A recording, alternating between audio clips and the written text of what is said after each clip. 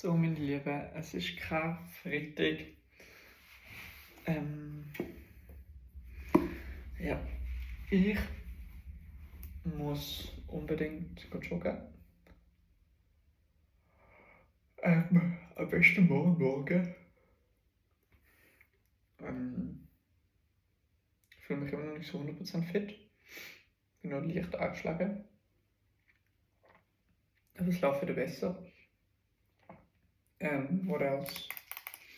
Heute Nachmittag geht es zu Campus Live. Freue ich mich sehr. Und entweder morgen oder heute Abend schon. Muss ich noch schauen. Was muss ich jetzt schon machen? Es macht auch keinen Unterschied.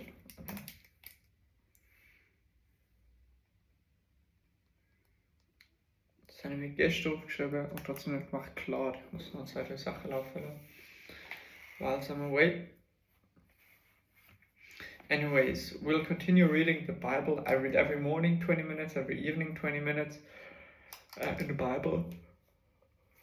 Right now, 2 Kings 5:31. Gehazi hurried on ahead and laid the staff on the child's face. But nothing happened. There was no sign of life. He returned to meet Elisha and told him, "The child is still dead." When Elisha arrived, the child was indeed dead, lying there on the prophet's bed. He went in alone and shut the door behind him and prayed to the Lord.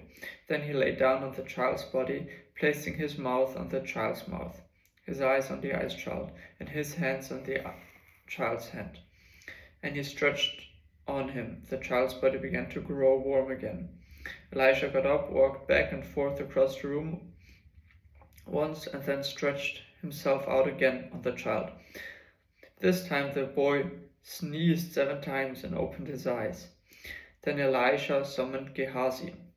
"Call this child's mother," he said, and then she came in. Elisha said, "Here, take your son."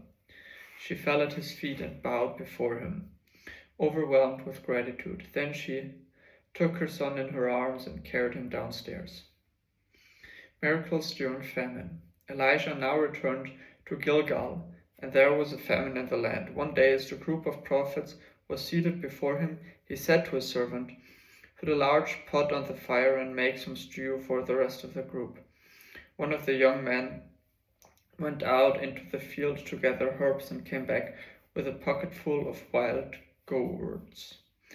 He shredded them and put them into the pot without realizing they were poisonous. Some of the stew was served to the men, but after they had eaten a bite or two, they cried out, "Man of God, there is poison in this stew."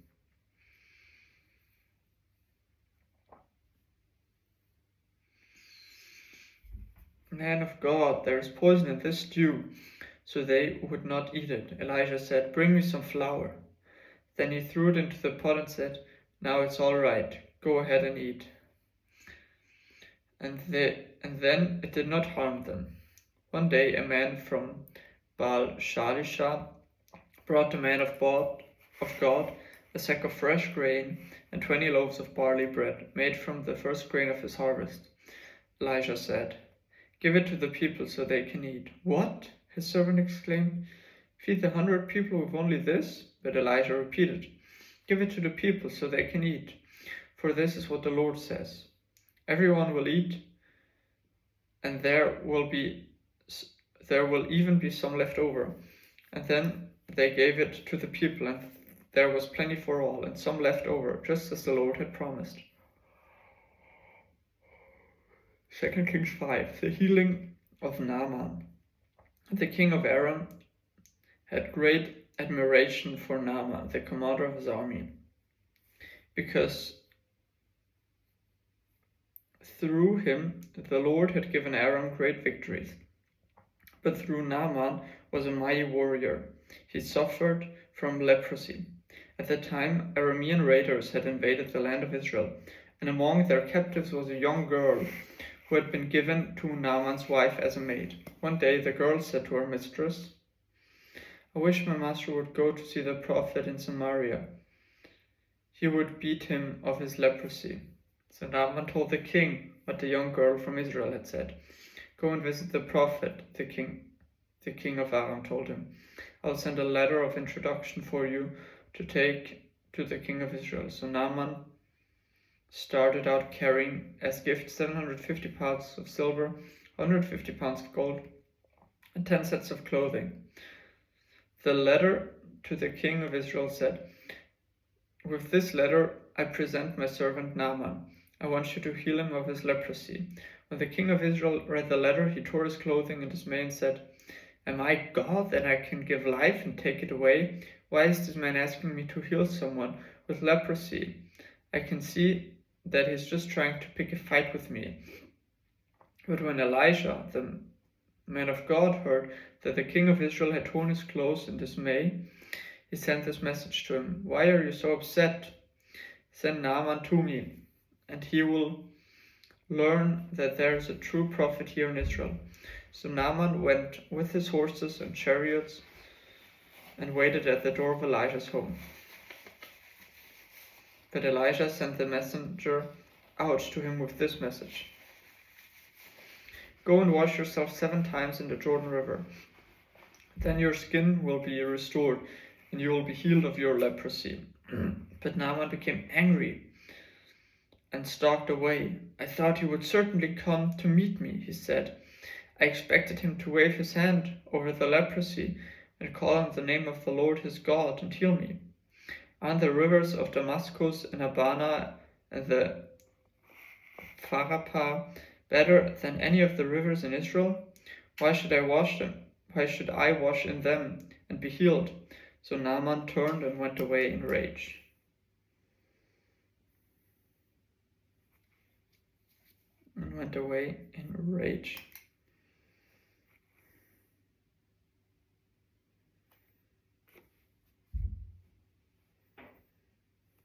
But his officers tried to reason with him and said, Sir, if the prophet had told you to do something very difficult, wouldn't you have done it? So you should certainly obey him when he says simply, Go and wash and be cured. So Naaman went down to the Jordan River and dipped himself 7 times as the man of God had instructed him. And his skin became as healthy as the skin of a young child, and he was healed. And then Naaman and his entire party went back to find the man of God. They stood before him, and Naaman said, Now I know that there is no God in all the world except in Israel. So please accept the gift from your servant. But Elijah replied, As surely as the Lord lives, whom I serve, I will not accept any gifts. And though Naaman urged him to take the gift, Elijah refused. Then Naaman said, All right, but please allow me to lead 2 of my mules with earth from this place, and I will take it back home with me. From now on, I will never again offer burnt offerings or sacrifices to any other god except the Lord. However, may the Lord pardon me in this one thing. When my master the king goes into the temple of the god Rimmon to worship there and leans on my arm, may the Lord pardon me when I bow too. Go in peace, Elijah said. So Naaman started home again. The greed of Gehazi. But Gehazi, the servant of Elijah, the man of God, said to himself, My master should not have let this Aramean get away without accepting any of his gifts. As surely as the Lord lives, I will chase after him and get something from him. So Gehazi set off after Naaman. When Naaman saw Gehazi running after him, he climbed down from his chariot and went to meet him. Is everything all right? Naaman asked. Yes, Gehazi said, but my master has sent me to tell you that 2 young prophets from the hill country of Ephraim have just arrived. He would like 75 pounds of silver and 2 sets of clothing to give to them. By all means, take twice as much silver, Naaman insisted. He gave him 2 sets of clothing, tied up the money in 2 bags, and set off his servants to carry the gifts for Gehazi. But when they arrived at the citadel, Gehazi took the gifts from the servants and sent the men back. Then he went and hid the gifts inside the house. When he went in to his master, Elijah asked him, Where have you been, Gehazi? I haven't been anywhere, he replied. But Elijah asked him, Don't you realize that I was there in spirit when Naaman stepped down from his chariot to meet you? Is this the time to receive money and clothing, olive groves and vineyards, sheep and cattle, and male and female servants? Because you have done this, you and your descendants will suffer from Naaman's leprosy forever. Then Gehazi left the room. When Gehazi left the room, he was covered with leprosy. His skin was as white as snow. The floating axe head. One day the group of prophets came to Elijah and told him, As you can see, this place where we meet with you is too small. Let's go down to the Jordan River, where there are plenty of logs. There we can build a new place for us to meet. All right, he told them, go ahead. Please come with us, someone suggested. I will, he said. So he went with them. When he arrived at the Jordan, they began cutting down trees.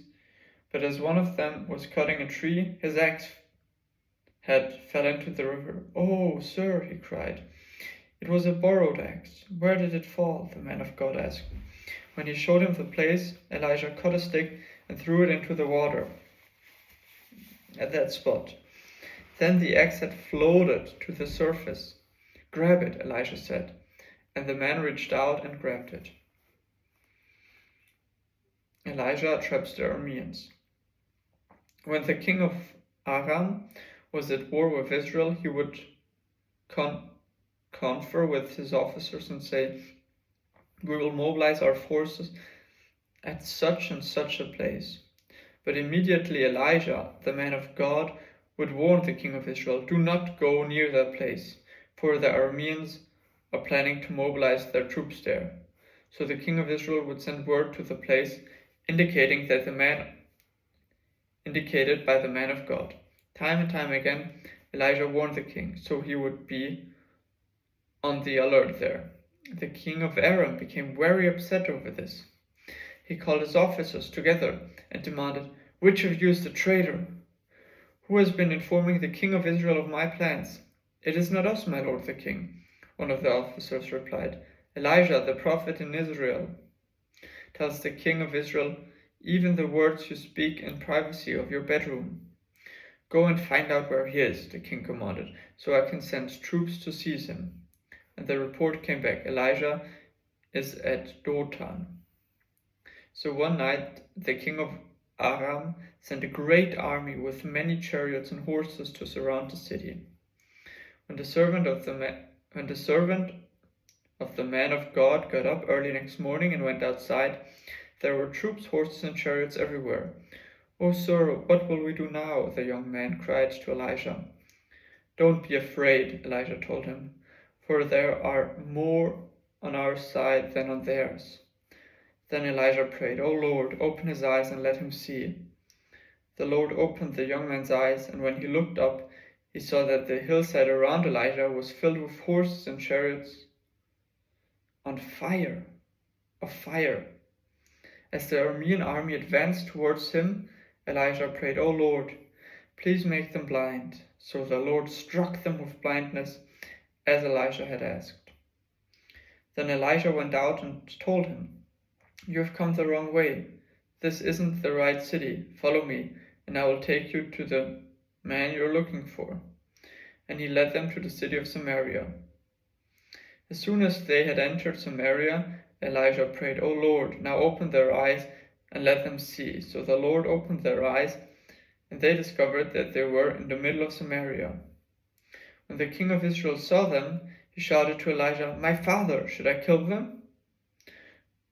Should I kill them? Of course not, Elijah replied. Do we kill prisoners of war, give them food and drink, and send them home again to their master? So the king made a great feast for them and sent them home to their master. After that, the Aramean raiders stayed away from the land of Israel. Ben-Hadad besieged Samaria.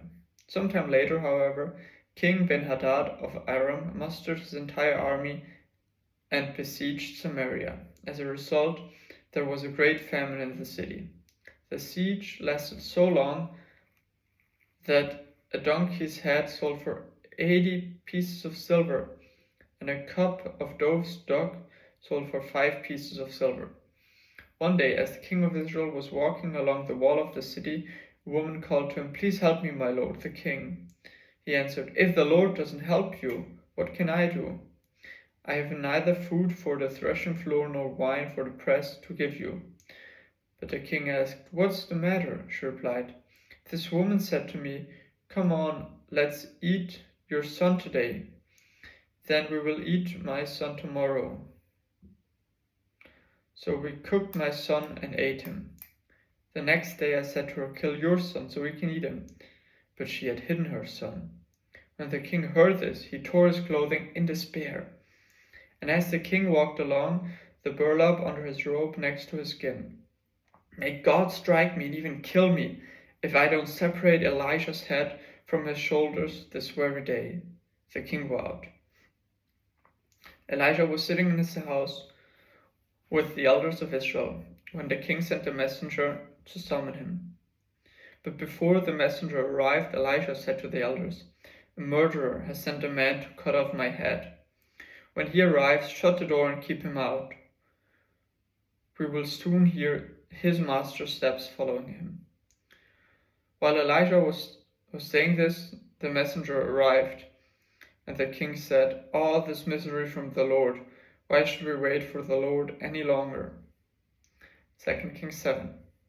Elijah replied, "Listen to this message from the Lord. This is what the Lord says. By this time tomorrow in the markets of Samaria, 6 quarts of choice flour will cost only 1 piece of silver, and 12 quarts of barrel grain will cost only 1 piece of silver." The officer assisting the king said to the man of God, "That couldn't happen, even if the Lord opened the windows of heaven." But Elijah replied, "You will see it happen with your own eyes, but you won't be able to eat any of it." Outcasts visit the enemy camp. Now there were 4 men with leprosy sitting at the entrance of the city gates. "Why should we sit here waiting to die?" they asked each other. "We will starve if we stay here. But with the famine in the city, we will starve if we go back there. So we might as well go out and surrender to the Aramean army. If they let us live, so much the better. But if they kill us, we would have died anyway." So at twilight they set out for the camp of the Arameans. But when they came to the edge of the camp, no one was there, for the Lord had caused the Aramean army to hear a clatter of speeding chariots and the galloping of horses at the sound of a great army approaching. "The king of Israel has hired the Hittites and the Egyptians to attack us," they cried to one another. So they panicked and ran into the night, abandoning their tents, horses and donkeys, and everything else they had fled for their lives, as they fled for their lives. When the men with leprosy arrived at the edge of the camp, they went into one tent after another, eating and drinking wine, and they carried off silver and gold clothing and hid it. Finally they said to each other, "This is not right. This is a day of good news, and we aren't sharing it with anyone. If we wait until morning, some calamity will certainly fall upon us. Come on, let's go back and tell the people at the palace." So they went back to the city and told the gatekeepers what had happened. "We went out to the Aramean camp," they said, "and no one was there. The horses and donkeys were tethered and the tents were all in order, but there wasn't a single person around." Then the gatekeepers shouted the news to the people in the palace. Israel plunders the camp. The king got out of his bed in the middle of the night and told his officers, "I know what has happened. The Arameans know we are starving, so they have left their camp and have hidden in the fields. They are expecting us to leave the city, and then they will take us alive and capture the city." One of his officers replied, "We had better send out scouts to check into this. Let them take 5 of the remaining horses. If something happens to them, it will be no worse than if they stayed here and die with the rest of us." So 2 chariots with horses were prepared, and the kings and scouts to see what had happened to the Aramean army. They went all the way to the Jordan River, following a trail of clothing and equipment that the Arameans had thrown away in their mad rush to escape. The scouts returned and told the king about it. Then the people of Samaria rushed out and plundered their mean camp. So it was true that 6 quarts of choice flowers were sold that day for 1 piece of silver, and 12 quarts of barley grain were sold for 1 piece of silver, just as the Lord had promised. The king appointed his officer to control the traffic at the gate, but he was knocked down and trampled to death as the people rushed out. So everything happened exactly as the man of God had predicted when the king came to his house. The man of God had said to this king, By this time tomorrow in the markets of Samaria, 6 quarts of choice flour will cost 1 piece of silver, and 12 quarts of barley grain will cost 1 piece of silver. The king's officer had replied, That couldn't have happened even if the Lord opened the windows of heaven. And the man of God had said, You will see it happen with your own eyes, but you won't be able to eat any of it. And so it was, for the people trampled him to death at the gate. Today is the 3rd of April, 26th, morning session. Tonight I'll continue with 2 Kings 8.